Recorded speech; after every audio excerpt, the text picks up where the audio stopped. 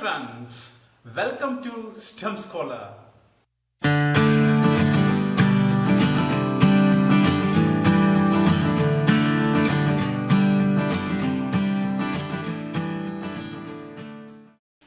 ഒരു മഴയുള്ള ദിവസം എൻ്റെ സ്കൂൾ വിദ്യാർത്ഥിയായ ഫ്രണ്ടിന്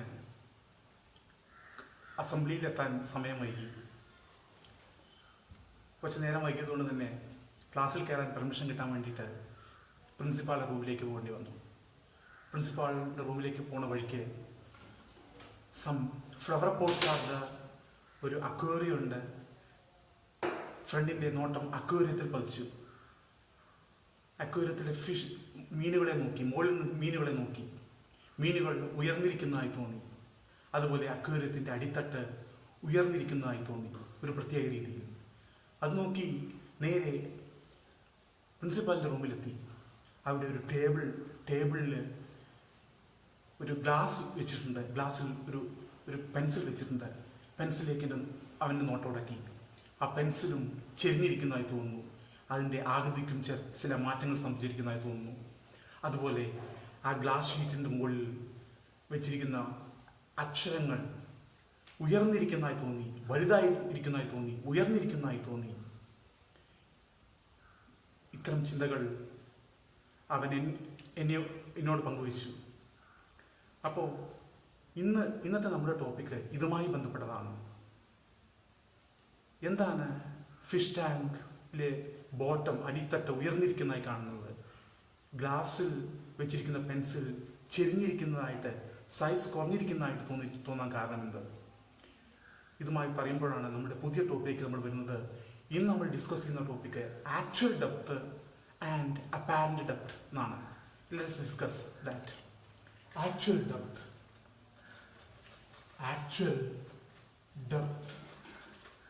and apparent depth.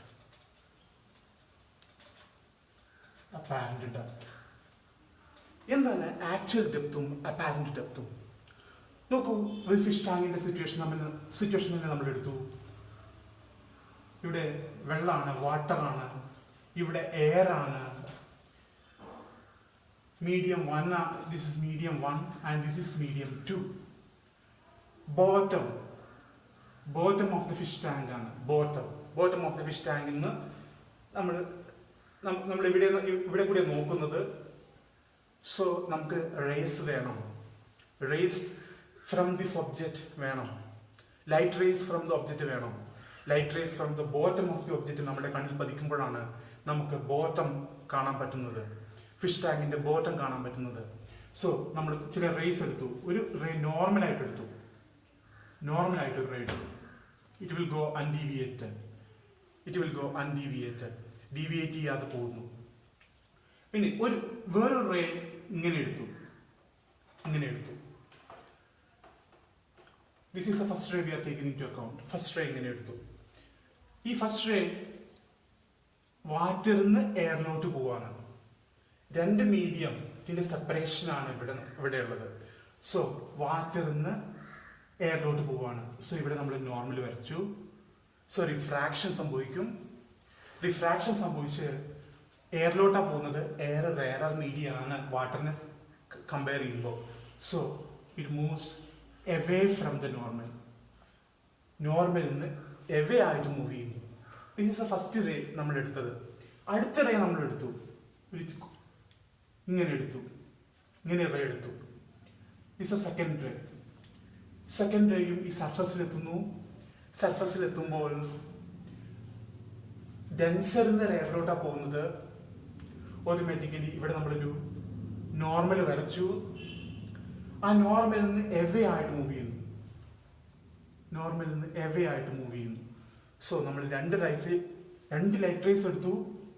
First ray ഇങ്ങനെ പോകുന്നു. ഇതാണ് റിഫ്രാക്റ്റഡ് റേ. ഇവിടെ ഇതാണ് റിഫ്രാക്റ്റഡ് റേ. സോ നമ്മൾ ഇതിലൂടെ നോക്കിയാൽ,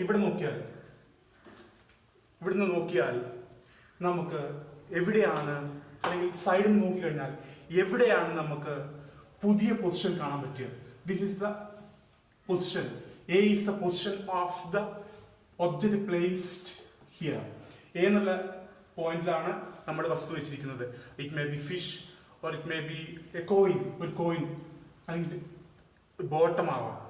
ഓക്കെ, സോ ഇത് ന്യൂ പൊസിഷൻ കിട്ടാൻ വേണ്ടിയിട്ട് നമ്മൾ ഇതിനെ ഇങ്ങോട്ട് ഇങ്ങനെ വരച്ചു.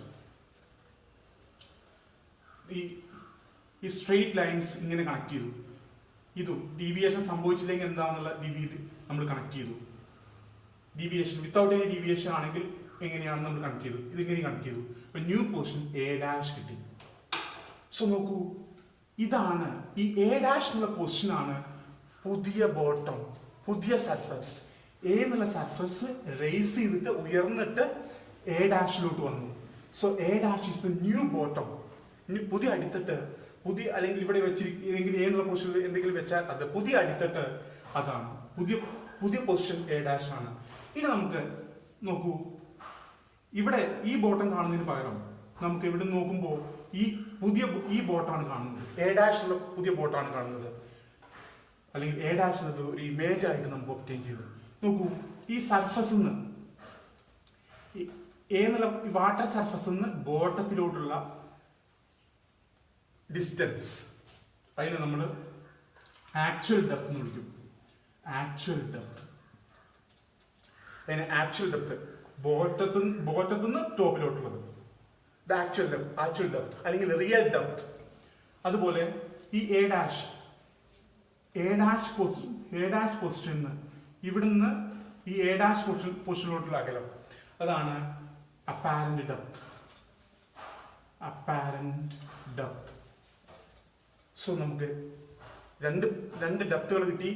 ഒന്ന് ആക്ച്വൽ ഡെപ്ത്, വേറൊന്ന് അപ്പാരന്റ് ഡെപ്ത്.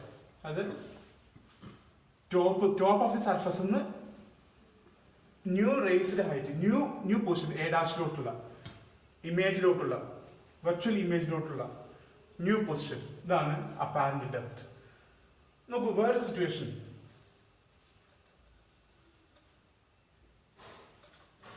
വാട്ടർ ആണ്, എയർ ആണ്. ഇവിടെ വാട്ടർ സർഫസിൽ എന്തെങ്കിലും വെച്ചിട്ടുണ്ട്. This is the undeviated path.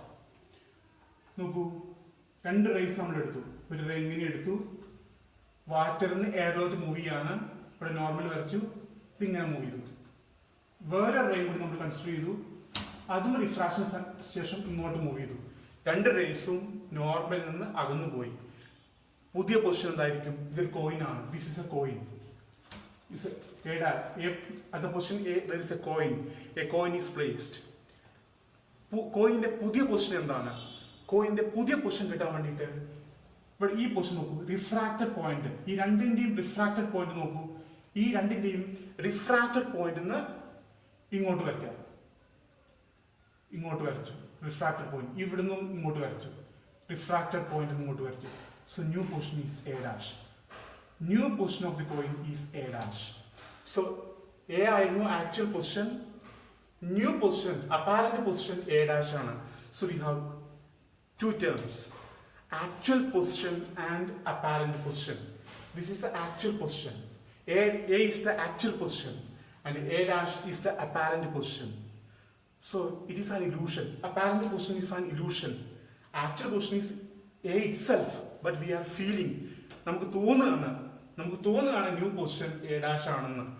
So ഇവിടെയും നമുക്ക് ദിസ് ഈസ് ഇത് അപ്പാരന്റ് ഡെപ്ത്. അതുപോലെ ഇതാണ് ആക്ച്വൽ ഡെപ്ത്. ആക്ച്വൽ ഡെപ്തിനെ റിയൽ ഡെപ്ത് എന്ന് വിളിക്കും. വേറൊരു സിറ്റുവേഷൻ നമ്മൾ എടുത്തു കഴിഞ്ഞാൽ ഇത് വാട്ടർ ആണ്, ഇത് എയർ ആണ്. ഒരു പെൻസിൽ എന്തെങ്കിലും ഇങ്ങനെ വെച്ച് കഴിഞ്ഞാൽ, ഒരു പെൻസിൽ വെച്ചു. So A B is A pencil. നോക്കൂ, പെൻസിലിന്റെ പുതിയ ഷേപ്പ് എന്തായിരിക്കും നോക്കാം. ഇവിടുന്ന് രണ്ട് റൈറ്റ് റേസ് എടുത്തു, ഒരു റേ ഇങ്ങനെ എടുത്തു. ഈ പോയിന്റില് റിഫ്രാക്ഷൻ സംഭവിച്ചു. വേറെ റേ കൂടി എടുത്തു, ഈ പോയിന്റിൽ നമുക്ക് റിഫ്രാക്ഷൻ സംഭവിച്ചു. പുതിയ പൊസിഷൻ എന്തായിരിക്കും? ഇതിങ്ങോട്ട് വരച്ചു, ഇതിങ്ങോട്ട് ബാക്കോട്ട് വരച്ചു, എ ഡാഷ് കിട്ടി. സോ പുതിയ പൊസിഷൻ, പുതിയ ഹൈറ്റ് എ ഡാഷ് ബി ആയിരിക്കും. എ കിട്ടുന്നതിന് പകരം എ ഡാഷിലോട്ടാണ് പുതിയ ടിപ്പ് കിട്ടുന്നത്. സോ ദീസ് ആർ ഈ മൂന്ന് സിറ്റുവേഷൻസ് ആണ് നമ്മൾ കൺസിഡർ ചെയ്തത്. ഇവിടെ നമുക്ക് ആക്ച്വൽ ഡെപ്ത് ഉണ്ട്. ആക്ച്വൽ ഡെപ്ത് എന്ന് പറഞ്ഞാൽ റിയൽ ഡെപ്ത് ആണ്. അതുപോലെ അപ്പാരന്റ് ഡെപ്ത് ഉണ്ട്. അതൊരു ഇലൂഷനാണ്, അതൊരു തോന്നലാണ്. ഓക്കെ, ഇനി നമുക്ക് എന്താണ് അപ്പാരന്റ് ഡെപ്ത് നോക്കാം. അപ്പാരന്റ് ഡെപ്ത് എന്ന് പറഞ്ഞാൽ ആക്ച്വൽ ഡെപ്ത് ബൈ n എന്ന് പറഞ്ഞാൽ റിഫ്രാക്റ്റീവ് ഇൻഡെക്സ്.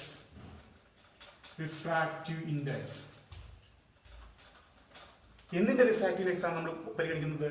ഈ വാട്ടറിന്റെ റിഫ്രാക്റ്റീവ് ഇൻഡെക്സ്, ഡെൻസർ മീഡിയത്തിന്റെ റിഫ്രാക്റ്റീവ് ഇൻഡെക്സ് ആണ് നമ്മൾ പരിഗണിക്കുന്നത്. ഇവിടെ വാട്ടറിന്റെ റിഫ്രാക്റ്റീവ് ഇൻഡെക്സ്, ഇവിടെ നമുക്ക് കൺസിഡർ ചെയ്യുന്നത് വാട്ടറിന്റെ റിഫ്രാക്റ്റീവ് ഇൻഡെക്സ് ആണ്. ഗ്ലാസ്സിലാണ് വസ്തു വെച്ചിരിക്കുന്നതെങ്കിൽ ഗ്ലാസിന്റെ റിഫ്രാക്റ്റീവ് ഇൻഡെക്സ് ആണ് എടുക്കേണ്ടത്.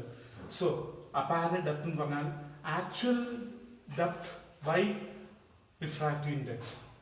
അതുകൊണ്ട് തന്നെ നമുക്ക് അപ്പാരന്റ് ഡെപ്ത് കാണാൻ പറ്റും. ഈ ഓരോ സിറ്റുവേഷനും, പെൻസിലിന്റെ കേസ്, ഇങ്ങനെ അണ്ടർ വാട്ടറിന്റെ സിറ്റുവേഷൻ, അതുപോലെ കോയിന്റെ സിറ്റുവേഷൻ, ഈ സിറ്റുവേഷനിലൊക്കെ അപ്പാരന്റ് പൊസിഷൻ നമുക്ക് കാണാൻ പറ്റും, ന്യൂ പൊസിഷൻ നമുക്ക് കാണാൻ പറ്റും. ന്യൂ പൊസിഷൻ കിട്ടാൻ വേണ്ടിയിട്ട് രണ്ട് കാര്യങ്ങളെ നമുക്ക് അറിയേണ്ടതുള്ളൂ. ഒന്ന് ആക്ച്വൽ ഡെപ്ത് അറിയണം. ആക്ച്വൽ ഡെപ്ത് ഈസി ആയിട്ട് നമുക്ക് കാൽക്കുലേറ്റ് ചെയ്യാൻ പറ്റും. ആക്ച്വൽ ഡെപ്ത് നമുക്ക് കാൽക്കുലേറ്റ് ചെയ്യുക. അതിനുശേഷം റിഫ്രാക്റ്റീവ് ഇൻഡെക്സ് എടുക്കുക. ഇപ്പോൾ വാട്ടറിനാണെങ്കിൽ വാട്ടറിന്റെ റിഫ്രാക്റ്റീവ് ഇൻഡെക്സ് നമുക്കറിയാം, ഗ്ലാസിനാണെങ്കിൽ ഗ്ലാസിന്റെ റിഫ്രാക്റ്റീവ് ഇൻഡെക്സ് നമുക്കറിയാം. അങ്ങനെ ഈ ഇക്വേഷനിൽ നിന്ന് നമുക്ക് അപ്പാരന്റ് ഡെപ്ത് കാണാൻ പറ്റും. സോ ഇതാണ് നമ്മൾ ക്ലാസ്സിന്റെ തുടക്കത്തിൽ പറഞ്ഞ ആ സിറ്റുവേഷൻസിനൊക്കെ കാരണം. അക്വേറിയത്തിലെ സിറ്റുവേഷൻ, വാട്ടർ സർഫസ് റേസിലാണ്. നമ്മളൊരു പോണ്ട്, ഒരു കുളത്തിന്റെ അടുത്ത് പോയി കഴിഞ്ഞാൽ കുളത്തിന്റെ ബോട്ടം, കുളത്തിന്റെ അടിത്തട്ട് ഉയർന്നിരിക്കുന്നതായി നമുക്ക് തോന്നും. ഈ സിറ്റുവേഷനും അതുപോലെ പെൻസിലിന്റെ സിറ്റുവേഷനും ലെറ്റേഴ്സ് ഒക്കെ ഉയർന്നിരിക്കുന്ന തിക്ക് ഗ്ലാസ് ഷീറ്റിന്റെ അടിയിൽ വെച്ച് കഴിഞ്ഞാൽ അത് പൊന്തിയിരിക്കുന്നതായി തോന്നും. ഇതിനൊക്കെ കാരണം അപ്പാരന്റ് പൊസിഷനും ആക്ച്വൽ പൊസിഷനുമാണ്. ആക്ച്വൽ പൊസിഷന് പകരം ഒരു അപ്പാരന്റ് പൊസിഷൻ ഈ കേസിലൊക്കെ ഉണ്ട്. അതുകൊണ്ടാണ് ഇതൊക്കെ ഉയർന്നിരിക്കുന്നതായി തോന്നുന്നത്, ഇതിന്റെ ആകൃതിക്ക് ഒരു മാറ്റം സംഭവിക്കുന്നതായി തോന്നുന്നത്. ഈ ക്ലാസ് നിങ്ങൾക്ക് മനസ്സിലായി കാണുമെന്ന് വിചാരിക്കുന്നു. പുതിയൊരു ടോപ്പിക്കുമായിട്ട് നമ്മൾ അടുത്ത ക്ലാസ്സിൽ വരും. Thank you.